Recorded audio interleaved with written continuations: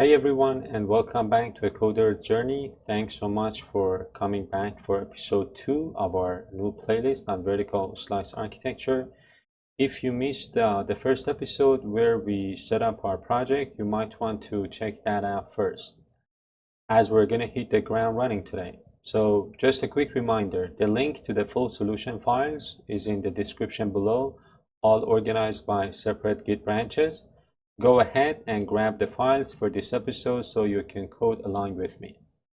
And while you're down there, please consider supporting the channel by hitting that like button. Subscribing and sharing the videos with your friends can really help. So episode number 2. In this episode, we're going to get our hands dirty and build our first vertical slice. We'll implement a create book feature from top to bottom. The first step would be to implement the book domain entity. Then we're going to set up our ef-core DB context to use an in-memory database. We're going to define our command or the request and of course the response DTO. We're going to create a handler in mediator to process the command, and we're going to expose a new endpoint in our API controller to tie everything together. And of course, we'll see how to save data to our database. Let's not waste any time and get right into it. So first things first, the domain entity. We're going to create this core entity called book. We'll put this in a new folder to keep our project organized. So we're going to create a folder structure with, the domain here. I'm going to create this folder called domain.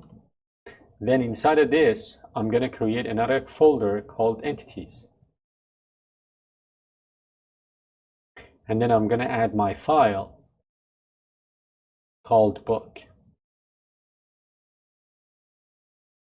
So this book entity, it's going to have some properties, and we can, take this further by implementing some practices from clean architecture. But for now, this is going to be, a simple class with some properties, nothing too fancy. It's going to be, the foundation of this feature that we are going to implement. So the author property, and we're going to have the price, and this is the last property. So the next step would be, of course we need, a way like to persist the data. So for simplicity and to avoid having to set up a full database for now, we'll use ef-core's in-memory provider. I think it's going to be perfect for testing and getting things up and running quickly. So let's create our DB context inside of a folder called infrastructure. I'm going to add a folder here called infrastructure. And inside of it, I'm going to add another folder called data. And then I'm going to add a file to this called bookstore DB context. So this is the code file where we are going to create our in-memory provider. If you know little about DB context, in-memory provider, and ef-core, you can refer to other playlists that I have on the channel. Basically, it's going to be a very simple DB context with one DB set, which is that book entity that we just defined. So the book entity. Let me add the namespace, and this is it. This is our in-memory database provider.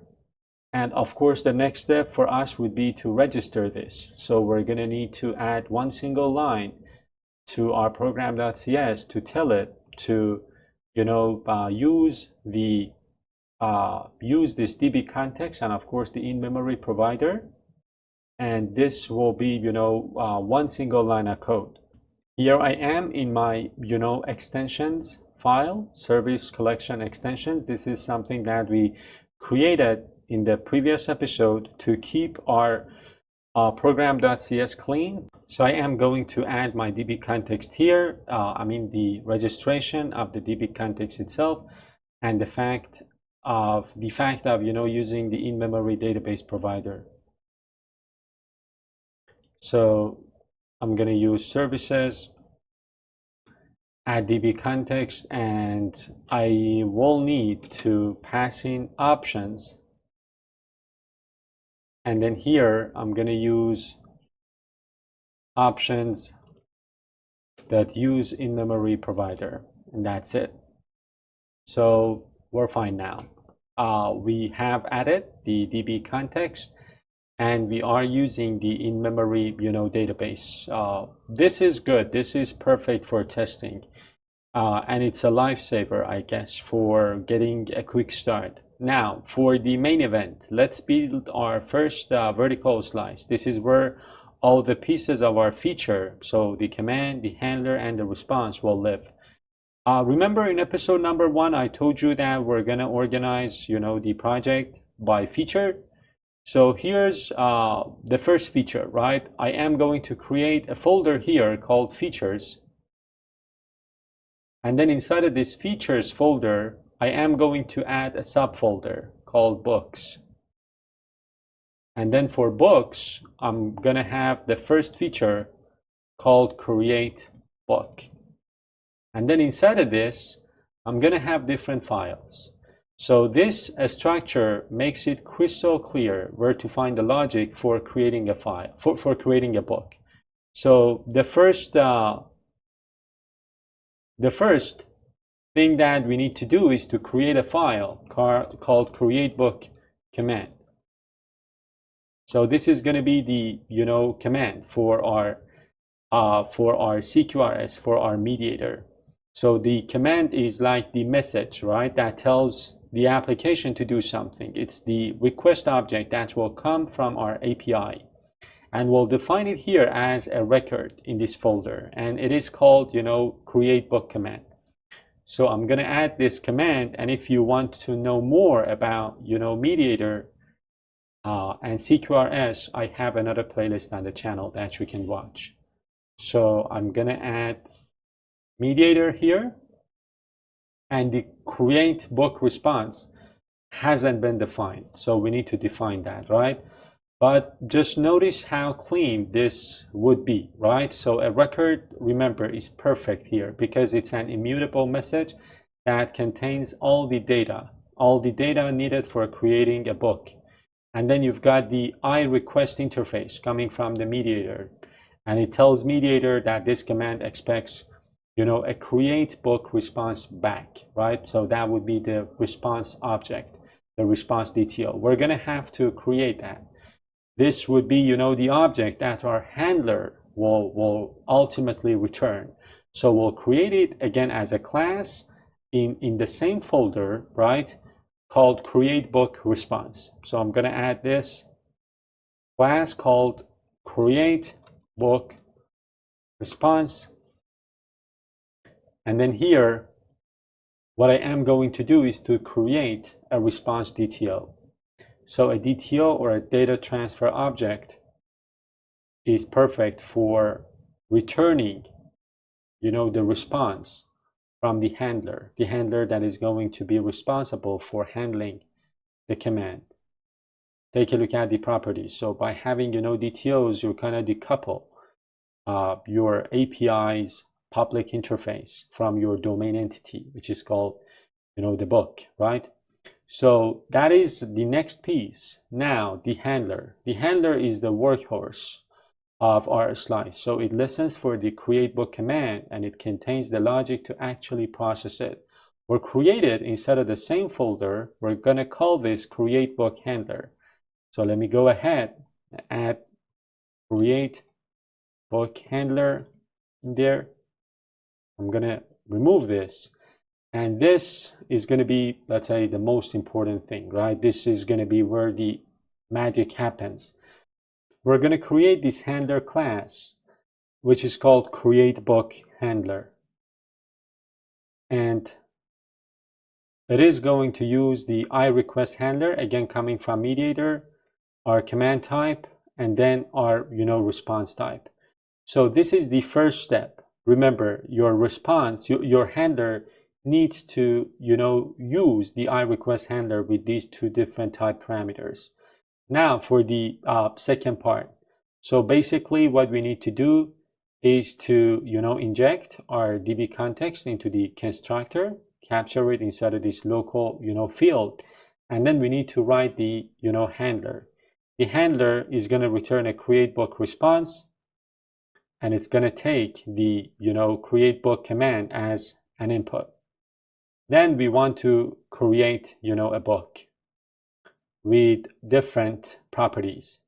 And then we're going to add that to our, our context, and then we're going to save things. I just need to go ahead and clean up things here. So I just need to, add my domain, and then we've got the author, we've got price, published on, and so on. After we add that to our DB context, the next step would be to, create a response, because basically we need to create, we need to, return a create book response. So the create book response is a DTO. Here we could use, AutoMapper to do the mapping automatically. I am going to create it, myself for now, but I'm going to change that later on. So we, created this handler now, and then we will be able to, use it. Again, remember, you could use AutoMapper to do the mapping automatically. And this is something that we will probably end up doing in the future episodes. Now for the API endpoint, we need, a way to kick up this whole process, right? So our API controller will be like the entry point. So we'll create a new books controller inside of our controllers folder. Let me go ahead and, add a folder. I'm going to call these controllers. Then I'm going to add a controller to this. It's going to be an API controller. I'm going to call this books controller. And then inside of this, I am going to, add my code. So basically what I need to do is to,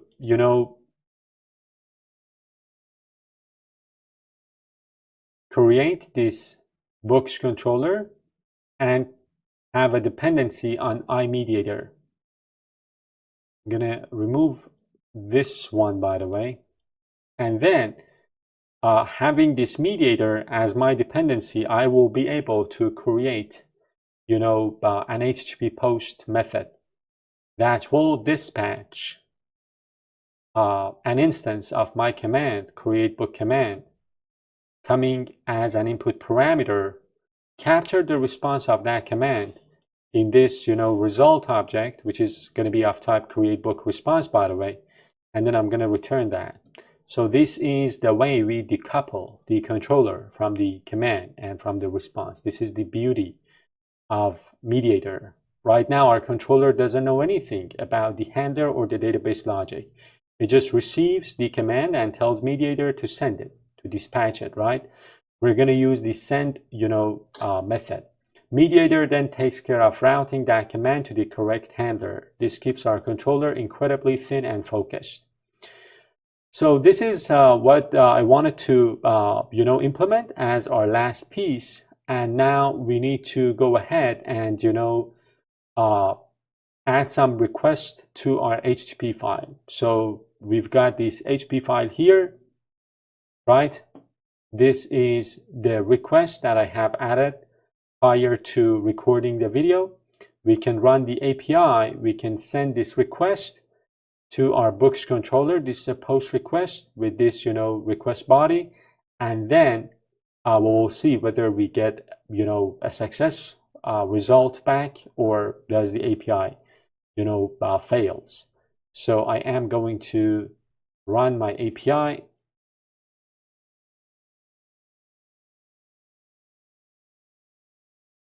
So .NET run.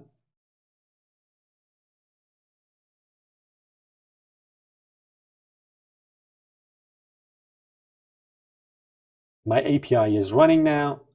Now I can go ahead and send this request. The endpoint is hit and I get the result back. Success, right? So we've just created our first vertical slice. What we've achieved in this second episode. First and foremost, we've successfully built a vertical slice that groups all of the files for a single feature, together. We've used Mediator to decouple our request and response handling from the API controller. We set up an in-memory database with EF Core, allowing for quick and easy data persistence. We've got like a clean separation of concerns. Our API just sends a command and the handler does the heavy lifting. And that's it for episode number 2. Join me in the next episode where we'll continue to build on this project. See you there.